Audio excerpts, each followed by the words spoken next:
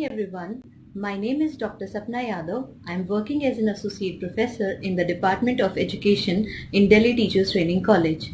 Hope you all are well and safe. Today we are going to take the topic Nature, Need and Objectives of Business Studies. This topic is taken from the methodology paper B.Ed 134 Teaching of Business Studies. So stay connected and learn well. Thank you. So our topic is nature, need and objectives of business studies. So before understanding these things, we need to understand about the business term. Business includes all those economic activities which are concerned with the production and sale or exchange of goods and services with the objective of earning profit. All the activities which are related to the transaction of goods and services, exchange of goods and services, for that we need the production process first, and the ultimate motive is to earn profit, that termed as business. Business may be defined as an activity in which different persons exchange something of value, whether goods or services, for mutual gain or profit. Business कोई भी ऐसी प्रक्रिया है जिसमें दो व्यक्तियों का आपस में लेन देन है किसी भी प्रकार का, वो गुड्स भी हो सकती हैं या सर्विसेज भी हो सकती हैं. गुड्स और सर्विसेज से यहाँ पे हमारा मतलब है टेंजिबल थिंग्स और non intangible things. Tangible things होती हैं वो चीजों की लेन देन जिनको हम देख सकते हैं, और सर्विसेज क्या है, एक तरह के इनटेंजिबल थिंग्स हैं जिनको हम देख नहीं सकते लेकिन हम उन्हें महसूस करते हैं. तो किसी भी प्रकार के गुड्स और सर्विसेज का लेन देन जब किया जाता है और उसके पीछे हमारा मोटिव होता है प्रॉफिट अर्न करने का या दोनों पार्टीज का आपस में म्यूचुअल गेन करने का, तो उसी प्रक्रिया को ही हम बिजनेस कहते हैं. हिंदी में इसे व्यवसाय बोलते हैं. इसके लिए कुछ डेफिनेशंस हम यहाँ पढ़ेंगे. According to L.H. Henne, business may be defined as a human activity directed towards producing or acquiring wealth through buying and selling of goods. Business कोई भी मानव द्वारा करी गई एक प्रक्रिया है जिसका मकसद प्रोडक्शन है, acquiring wealth through buying and selling of goods, जिसमें हम पैसे का लेन देन पैसे की अर्निंग कर रहे हैं किसके थ्रू, गुड्स और सर्विसेज के लेन देन के through. According to L.R. Dixie, business is a form of activity pursued primarily with the objective of earning profit for the benefit of those on whose behalf the activity is conducted. कोई भी person जो इस प्रक्रिया में directly यानी जो सामने से एक इस प्रक्रिया को कर रहा है वो भी उसका अर्नर है, वो भी उसमें प्रॉफिट अर्न कर रहा है, और साथ ही साथ अगर कोई किसी पर्सन के बिहाफ पे अगर वो एक्टिविटी कंडक्ट कर रहा है तो भी अगर वो अर्न प्रॉफिट करता है तो वो भी इसका एक पार्ट बन जाता है.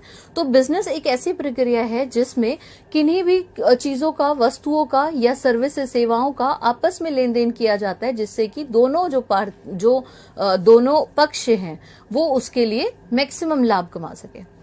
ठीक है. क्लासिफिकेशन ऑफ बिजनेस एक्टिविटी, जैसे हम यहाँ पे देख रहे हैं इस फ्लो चार्ट में दिया गया है कि बिजनेस एक्टिविटी को दो पार्ट्स में डिवाइड किया गया है. एक होता है इंडस्ट्री, एक है कॉमर्स. इंडस्ट्री हमारी बेसिकली क्या करती है, जो डील करती है with the production of goods and services. जहां पे गुड्स एंड सर्विसेज का प्रोडक्शन होता है हम उसको इंडस्ट्री बोलते हैं, और जो उन्हीं already produce goods and services का जब डिस्ट्रीब्यूशन किया जाता है मार्केट में तो उसका जो ब्रॉड क्राइटेरिया, जो कैटेगरी है, उसको बोला जाता है commerce, which deals with the distribution of goods services. So industry में, जिसमें हमने बताया कि production of goods and services होता है, वहां पे हम देखते हैं कि तीन सेक्टर्स में उसको डिवाइड किया गया है.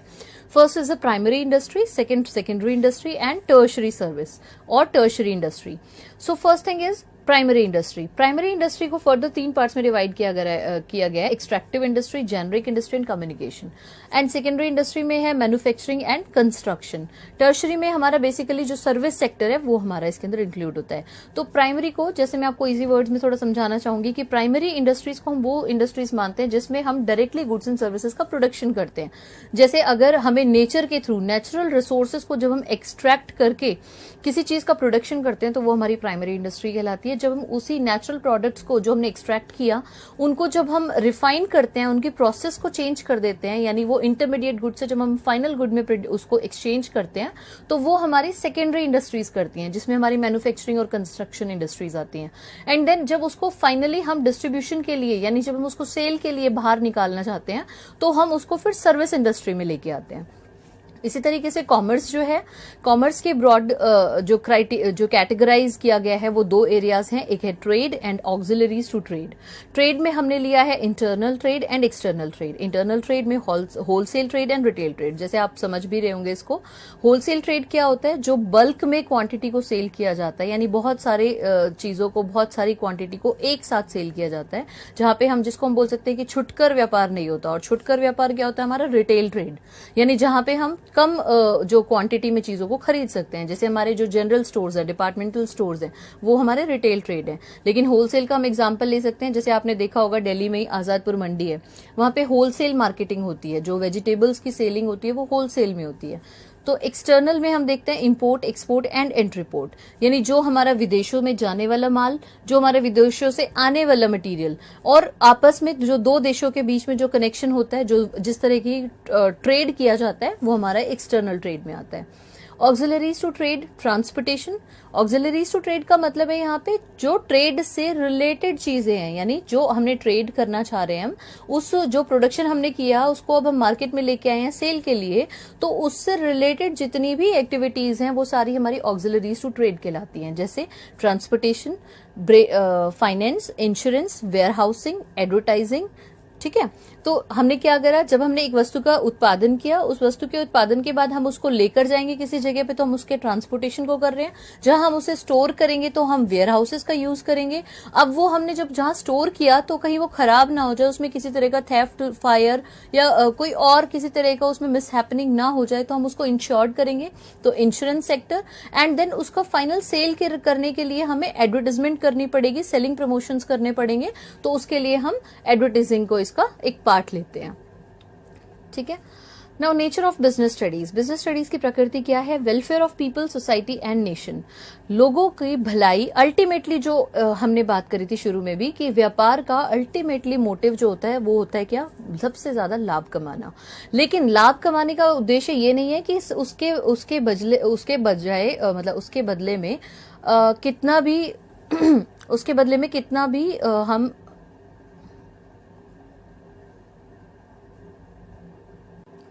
तो लाभ कमाने का उद्देश्य हमारा ये नहीं है कि हम उसके बदले में सोसाइटी का या समाज का उत्पीड़न होने देंगे या हम किसी भी तरह का डिस्ट्रक्शन होने देंगे। तो हमें प्रॉफिट भी अर्न करना है, लेकिन उसके साथ साथ हमें लोगों की भलाई भी देखनी है, उनका आगे उनकी ग्रोथ भी देखनी है। क्योंकि अल्टीमेटली जो भी प्रोडक्शन प्रोसेस है वो एक स्मॉल लेवल पे ही नहीं होती। जब एक इंडिविजुअल उसको करता है तो वो एक इंडिविजुअल लेवल तक रह जाती है, लेकिन प्रोडक्शन प्रोसेस तो पूरा नेशन करता है, पूरी कंट्री उसको करती है, क्योंकि इकोनॉमी चलती है उसकी वजह से। तो इकोनॉमी को चलाने के लिए जो हमारी प्रोडक्शन प्रोसेस होती है, तो कभी भी गवर्नमेंट का मोटिव होता है वो प्रॉफिट अर्न करना नहीं होता, बल्कि वो सोशल वेलफेयर भी होता है। ठीक है, तो welfare of people for the society and nation, this is the nature of business studies. And then second, knowledge and understanding of business and economic activities. जो भी हमने बिजनेस एक्टिविटीज होती हैं या इकोनॉमिक एक्टिविटीज होती हैं, उनके बारे में जानकारी लेते हैं हम किसके थ्रू? जब हम बिजनेस स्टडीज करते हैं, यानी हम जो हमारा व्यवसाय है उसका अध्ययन करते हैं। It is a study of human relationships related to the economic facts. जो हमारे एक मानव के संबंध हैं किसके साथ? इकोनॉमिक तथ्यों के साथ, यानी कि जो हमारे आर्थिक तथ्य हैं उनके साथ जो मानव के संबंध है उसके बारे में स्टडी करती है। दैट मीन्स कि एक पर्सन जब कोई भी एक्टिविटी कंडक्ट कर रहा है, जब वो एक्टिविटी को उस प्रक्रिया में जब वो घुस रहा है, उसका लेन देन कर रहा है, जो भी उसने प्रोडक्शन किया उसका, और उसका मोटिव है अर्न करना प्रॉफिट, तो ये जो उन दोनों का रिलेशनशिप चल रहा है इसके बारे में अध्ययन करने के लिए हमें बिजनेस स्टडीज को पढ़ना पड़ता है। It helps in making good producers and consumers. जैसे मैंने आपको बताया कि इसका मोटिव सिर्फ प्रॉफिट अर्न करना ही नहीं है, बल्कि एक सोसाइटी का एक एथिक्स को फॉलो करना भी है। तो इसीलिए जब हम बिजनेस स्टडीज को पढ़ते हैं तो हम समझ पाते हैं कि किस प्रकार के अच्छे प्रोड्यूसर्स होते हैं और किस प्रकार के कंज्यूमर्स होते हैं। हमें किसी भी तरह की हम ब्लैक मार्केटिंग को प्रमोट नहीं कर रहे, या हम कोई होर्डिंग या और किसी चीजों को प्रमोट नहीं कर रहे, तो वो सब जो हमारे प्रोफेशनल एथिक्स हैं अच्छी चीजों के, वो हम सब बिजनेस स्टडीज में पढ़ते हैं। It develops national and international feelings. साथ ही साथ बिजनेस स्टडी, जैसे मैंने आपको बताया कि जब हम व्यवसायिक अध्ययन कर रहे हैं तो वो व्यवसाय सिर्फ एक व्यक्ति के स्तर पर नहीं, ना ही एक देश के स्तर पर, बल्कि अंतरराष्ट्रीय स्तर पर हम एक व्यवसाय को देखते हैं। तो व्यवसाय तो हर जगह पे हो रहा है, तो उस बिजनेस को स्टडी करने के लिए जो नेशनल लेवल पे है या इंटरनेशनल लेवल पे है, तब भी हम बिजनेस स्टडीज करते हैं। It develops the qualities of citizenship in human beings. ठीक है, एक अच्छे नागरिक बनने के लिए, एक अच्छे ह्यूमन बींग बनने के लिए भी हमें बिजनेस स्टडीज को पढ़ना पड़ता है। जैसे मैंने अभी आपको बताया ही था कि प्रोफेशनल एथिक्स का ज्ञान हमें लेना है। हमें यह देखना है कि इसमें किस तरीके की बुराइयां हैं, उन बुराइयों को किस तरीके से हम बाइकआउट कर सकते हैं, किस तरीके से उनको दूर कर सकते हैं, वो भी हमारा बिजनेस स्टडीज की प्रकृति कहलाती है। The need and importance of business studies for economic and physical development. Definitely जैसे जब कोई भी कंट्री है, किसी भी कंट्री में बिजनेस किया जा रहा है, उसका एक ही पर्पज है कि वो अपनी कंट्री का इकोनॉमिक डेवलपमेंट कर सके। इकोनॉमिक एक्टिविटीज जैसे अभी हमने पीछे पढ़ा, इकोनॉमिक एक्टिविटीज क्या होती हैं? कोई भी ऐसी प्रक्रिया, ऐसा लेन देन जिसके पीछे, जिसका अंत हमारा क्या है, जिसमें हम मॉनेटरी अर्न कर सके, ठीक है, कुछ भी हम उसके बदले में गेन कमा सके, तो वो हमारी इकोनॉमिक एक्टिविटीज होती हैं। तो इकोनॉमिक एक्टिविटीज किसके थ्रू होंगी? जब हम बिजनेस करेंगे और जब हमारे पास मैक्सिमम रेवेन्यू जनरेट होगा, इनकम जनरेट होगी, तभी किसी कंट्री की जीडीपी ग्रोथ इंक्रीज होगी। जीडीपी इंक्रीज करेगी तो कंट्री जो है एज अ कंट्री का ओवरऑल डेवलपमेंट हो पाएगा, कंट्री की ग्रोथ हो पाएगी, ठीक है। तो economic and physical development of the country and help in selecting profession. दूसरी हमें जरूरत बिजनेस स्टडीज को पढ़ने के लिए क्यों है कि हम देखते हैं कि एक अगर हमारा किसी बच्चे का पर्टिकुलर एक फील्ड की तरफ अगर उसका रुझान होता है, जैसे उसको बिजनेस के बारे में पढ़ना अच्छा लग रहा है, उसको बिजनेस स्टडीज इंटरेस्टिंग लग रही है, तो वो बच्चा उसी लाइन में अपना करियर डेवलप कर सकता है, वो एज अ प्रोफेशन इसको चूज कर सकता है, ठीक है। तो उसके लिए भी हम बिजनेस स्टडीज को पढ़ते हैं। Helps in organisation of resources of production. जो हमारे प्रोडक्शन के लिए हमें रिसोर्सेज की रिक्वायरमेंट होती है, उनको किस तरीके से हम ऑर्गेनाइज करेंगे। जैसे हमने अभी पढ़ा था कि प्राइमरी सेक्टर है, प्राइमरी सेक्टर में जो एक्सट्रैक्शन या जो हमारी जेनेटिक इंडस्ट्रीज हैं, जो हमारी एक्सट्रैक्टिंग इंडस्ट्रीज हैं, उनमें हम रिसोर्सेज का जब कलेक्शन करते हैं तो हमें देखना है कि वो रिसोर्सेज को हम एथिकली, लीगली वे में हम उनको कलेक्ट करें, किसी भी तरह का हम वहां पे इलीगल वर्क ना हो। तो उस चीज के लिए भी हमें बिजनेस के रूल्स को पता होना चाहिए। Then labour arrangement and welfare. Labour की पॉलिसीज होती हैं कि किस किस तरीके से हम लेबर का, जैसे रेम्यूनरेशन का किस तरीके से एक्ट बना हुआ है, वो हम पढ़ेंगे डिटेल में। तो बिजनेस स्टडीज बहुत वास्ट सब्जेक्ट है और जब हम उसको डिटेल में पढ़ते हैं तो हमें एक एक चीज के बारे में पता चलता है कि लेबर के लॉज एंड पॉलिसीज क्या है और किन बेसिस पे हम लेबर का अरेंजमेंट और उनका वेलफेयर देख सकते हैं। Development of business skills. Business से रिलेटेड अपनी स्किल्स को डेवलप करना, यानी एक गुड एंटरप्रेन्योर बनना, एक अच्छा बिजनेसमैन बनना, ये स्किल डेवलप करने के लिए भी हमें बिजनेस स्टडीज की स्टडी जरूरी है। Knowledge of international trade. जैसे अभी हमने बोला कि जो ट्रेड है, बिजनेस है, वो किसी एक लेवल पे नहीं होता, वो इंटरनेशनल पे भी है, नेशनल पे भी है। तो इंटरनेशनल मार्केट में या इंटरनेशनल ट्रेड में किस तरह के चेंजेस आ रहे हैं, उसकी स्टडी लेना, उसकी नॉलेज रखना, ये भी हमारा बिजनेस स्टडीज कहलाता है। नेक्स्ट है हमारा classification of objectives of business. Business के हम ऑब्जेक्टिव्स को किन किन बेसिस पे क्लासिफाई कर सकते हैं। इसके 5 बेसिक ग्राउंड दिए गए। इकोनॉमिक ऑब्जेक्टिव्स हैं, सोशल ऑब्जेक्टिव्स हैं, human objectives, national objectives and global objectives. तो पहले हम इकोनॉमिक ऑब्जेक्टिव्स की बात करते हैं। जैसे हमने अभी इस बारे में पहले भी हमने डिस्कस किया है कि इकोनॉमिक ऑब्जेक्टिव्स हमारे क्या होते हैं, दैट इज प्रॉफिट अर्निंग। हमारा सबसे पहला प्राइम मोटिव होता है वो हमारा प्रॉफिट अर्न करना होता है। Then creation of customers. Customers आएंगे तभी प्रॉफिट अर्न करेंगे। रेगुलर इनोवेशंस, जितने हम अपने व्यवसाय के अंदर नए नए नव प्रवर्तन लेकर आएंगे, चेंजेस लेकर आएंगे, टेक्नोलॉजी इंट्रोड्यूस करेंगे, उतने ही हमारे कस्टमर्स हम अट्रैक्ट कर पाएंगे और जितने ज्यादा कस्टमर्स आएंगे उतना ज्यादा हम प्रॉफिट गेन कर पाएंगे। Best possible use of resources, resources का बेस्ट मैनर में एंड ऑप्टिमम यूटिलाइजेशन हम कर सके, यही हमारी खासियत होनी चाहिए। Then social objectives, production and supply of quality goods and services, यानी सोसाइटी के लिए भी हमारे बिजनेस के कुछ ऑब्जेक्टिव्स बनते हैं। हमें सोसाइटी के लिए गुड्स का प्रोडक्शन करना है और साथ ही साथ उसकी सप्लाई करनी है ताकि जो क्वालिटी गुड्स एंड सर्विसेज है वो मार्केट में पहुंच सके।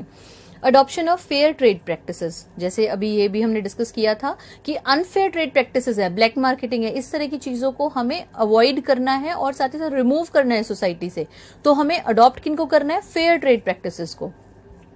Contribution to general welfare of the society, जो हमारे सोसाइटी के भलाई के जो काम है, जो वेलफेयर के लिए जो कॉन्ट्रीब्यूशन होना चाहिए, हमें सिर्फ वही देखना है और वही करना है। Human objectives, economic wellbeing of the employees. अब ये हमने सामाजिक स्तर पे बात की थी, अब हम मानव के स्तर पे बात करते हैं कि जो हमारे एम्प्लॉयर है, एम्प्लॉयर के अंडर में जितने एम्प्लॉइज हैं या लेबर है या जितने भी स्टाफ है, उन सब का इकोनॉमिक वेलबींग भी हमें देखना है, यानी हमें किसी को एक्सप्लॉइट नहीं करना है, जिसकी जैसी रिक्वायरमेंट है उसको उसके काम के अकॉर्डिंग उसको पे किया जाए। Social and psychological satisfaction of employees, न सिर्फ मॉनेटरी बेनिफिट्स एम्प्लॉयज को दिए जाए बल्कि अदरवाइज जो उनके साइकोलॉजिकल सेटिस्फेक्शन, जैसे जो उनका वर्किंग एनवायरमेंट है, जो उनका टाइम ड्यूरेशन है, जो उनका रेस्ट टाइम है, वो भी प्रॉपरली उनको दिया जाए। Development of human resources, resources जो है हमारे, खासकर ह्यूमन रिसोर्सेज जो है उनका प्रॉपर डेवलपमेंट किया जाए। अगर हम ह्यूमन रिसोर्सेज को एक्सप्लॉइट करेंगे तो अल्टीमेटली हम अपने बिजनेस को पीछे लेकर जा रहे हैं।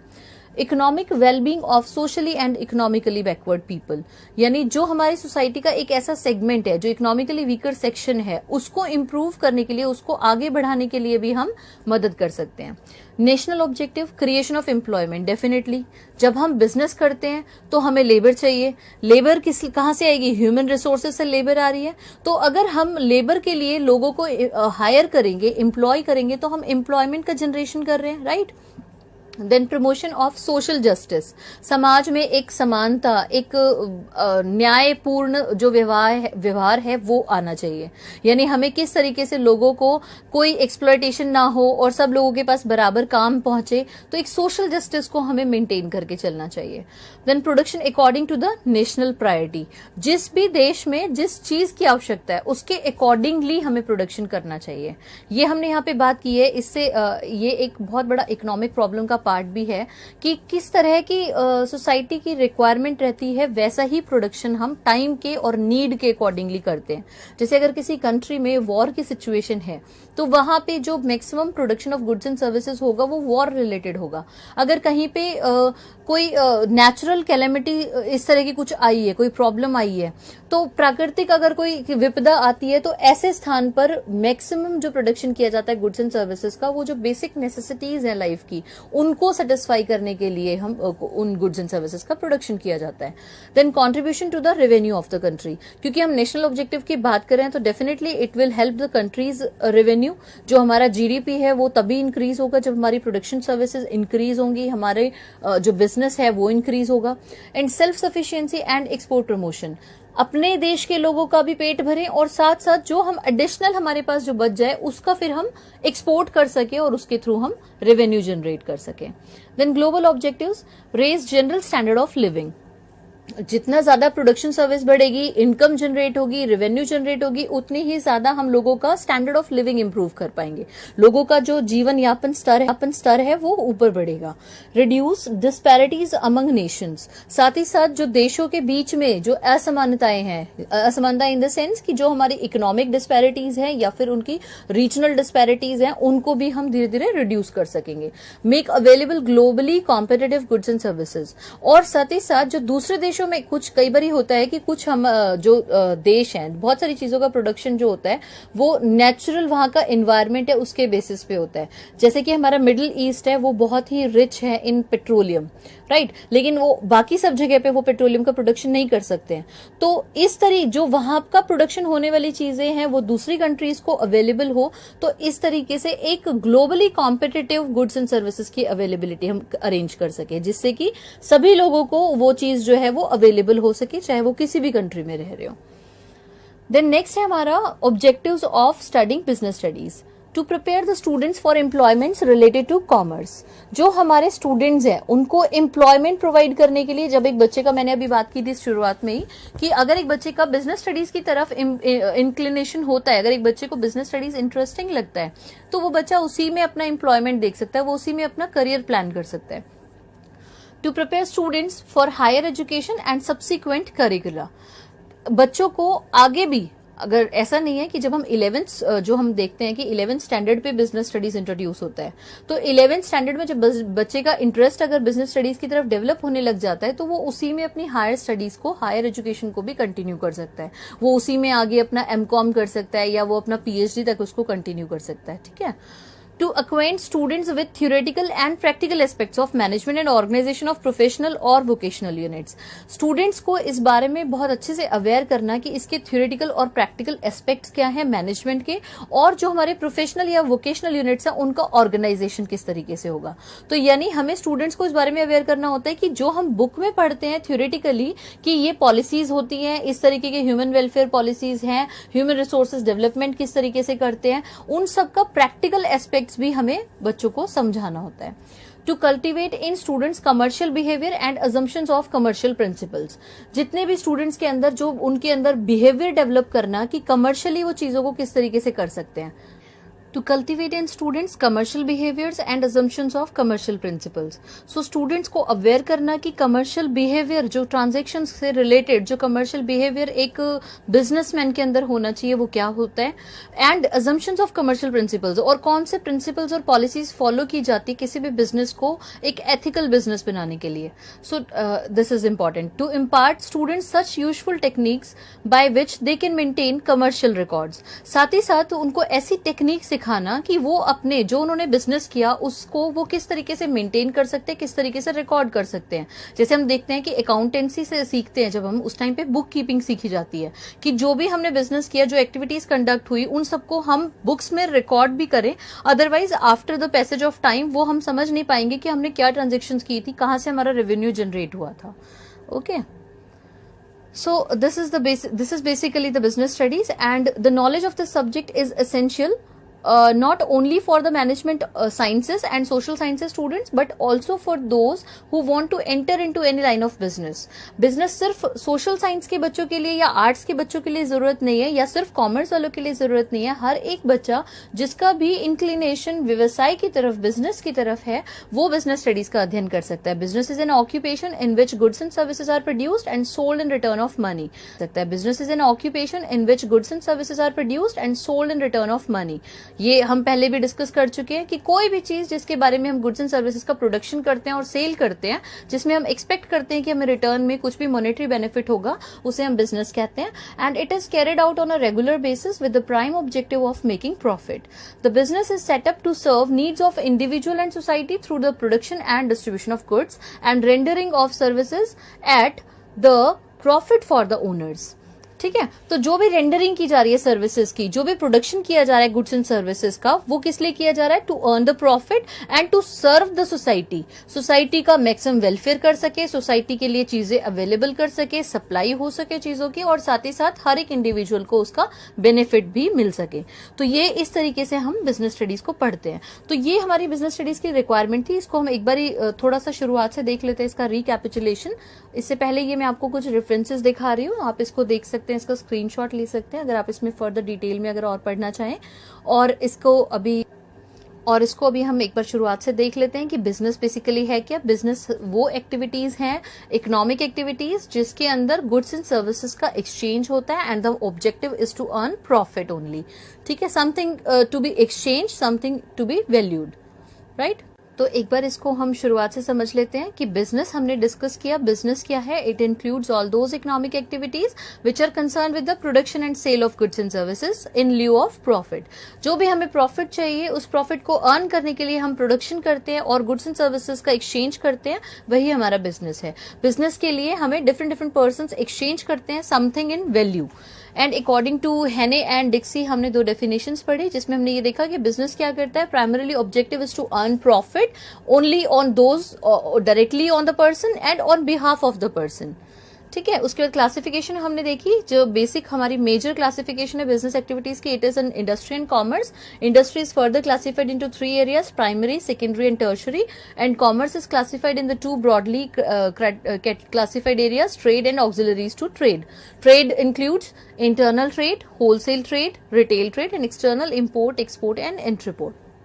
Similarly, auxiliaries to trade includes transportation, banking, insurance, warehousing, and all. And nature of business studies is to provide the welfare to the society, to understand the knowledge, to understand and to gain the knowledge about the business and economic activities. It is a study of the human relationships with the economic facts, and it is about making good producers and consumers, and it develops the national and international feelings and to develop the qualities of citizenship in human beings. तो एक ना सिर्फ individual level पे, ना सिर्फ एक व्यक्ति के स्तर पे, बल्कि पूरे समाज के तौर पे हम व्यवसाय को देखते हैं कि हम व्यवसाय के थ्रू अर्न कर सके प्रॉफिट और साथ ही साथ उसका मैक्सिमम बेनिफिट सोसाइटी को दे सके. देन उसकी नीड हमने पढ़ी for economic and physical development, help in selecting profession, helps in organisation of resources for production, labour arrangement and welfare, development of business skills, knowledge of international trade. यानी हमने उसका economic development करना है अगर हमें, तो हमें उसके लिए पढ़ना है. साथ ही साथ अगर किसी को एज अ प्रोफेशन उसको बिजनेस स्टडीज चूज करना है, कोई पर्सन है जिसको बिजनेस करना चाहता है, तो उसको एज ए प्रोफेशन चूज करने के लिए भी उसको पहले बिजनेस स्टडीज के बारे में नॉलेज होनी चाहिए. देन रिसोर्सेज को ऑर्गेनाइज करना, लेबर के बारे में जानना, बिजनेस स्किल्स डेवलप करना और इंटरनेशनल ट्रेड को समझना. देन बिजनेस के ऑब्जेक्टिव्स क्या होने चाहिए, ये 5 मेजर कैटेगरीज है. इकोनॉमिक ऑब्जेक्टिव्स जिसमें हमने देखा profit earning, customers creation and regular innovations and best possible use of resources. Then हमने इसके सोशल ऑब्जेक्टिव्स पढ़े कि production of goods and services and use of fair trade practices, contribution of the general welfare of the society. इसी तरीके से हमने human objectives पढ़े इसके, and national and global objectives भी पढ़े कि जिसमें हमने देखा कि इंडिविजुअल लेवल पे हमें इकोनॉमिकली बेनिफिट हो, एज अ सोसाइटी हमें सोशल बेनिफिट्स हो, एक ह्यूमन लेवल पे हमें एक अच्छे वर्कर्स मिले, उन वर्कर्स को हम एक अच्छा हेल्दी एनवायरमेंट दे जहां पे वो काम कर सके, और सोसाइटी को उससे नेशन को उससे बेनिफिट मिल सके. जब नेशन में हमारे मैक्सिमम प्रोडक्शन आएगा, मैक्सिमम बिजनेस एक्टिविटीज होंगी, तो हमारी जीडीपी अप ग्रोथ करेगी, अपवर्ड मूव करेगी. एंड ग्लोबल ऑब्जेक्टिव्स है कि उसको हम इंटरनेशनल लेवल पे अपनी कंट्री को रिप्रेजेंट कर सके. देन इसके हमने ऑब्जेक्टिव्स पढ़े to prepare students for employment related to commerce, कि जो हमने अगर एम्प्लॉयमेंट को जनरेट करना चाहता है इसके थ्रू, तो भी हमें बच्चों को कॉमर्स की स्टडी करानी चाहिए. To prepare students for higher education, बच्चे जो इसके लिए इंटरेस्टेड हो वो डीप स्टडी, हायर स्टडी कर सकते हैं. स्टूडेंट्स को थियोरेटिकली एंड प्रैक्टिकल नॉलेज देना, इसके बारे में प्रोवाइड करना, एंड स्टूडेंट्स का कमर्शियल बिहेवियर और उसके प्रिंसिपल्स के बारे में उनको अवेयर करना, and to impart the students with the useful techniques for maintaining the commercial records, और उनको रिकॉर्ड मेंटेन करने के लिए भी उनको वो सारी टेक्निक्स की नॉलेज प्रोवाइड करना. तो ये था हमारा बिजनेस स्टडीज टॉपिक, जिसमें हमने पढ़ा नीड, नेचर एंड ऑब्जेक्टिव्स और बिजनेस स्टडीज की कंसेप्ट क्या है इसके बारे में.